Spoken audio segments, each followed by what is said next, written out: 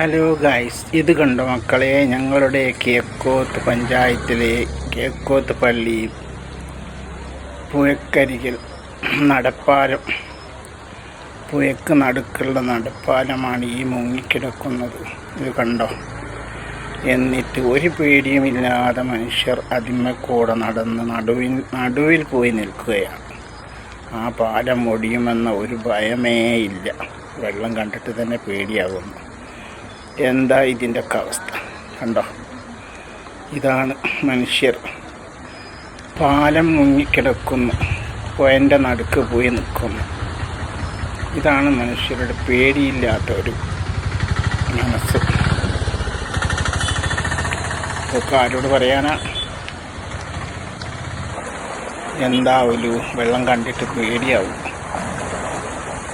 ദൂരെ നിന്ന് കണ്ടാൽ തന്നെ പേടിയാണ്. അങ്ങനത്തെ പുഴയ്ക്ക് നടുവിലാണ് പോയി നിൽക്കുന്നത്, പാലത്തിൻ്റെ നടുവിൽ.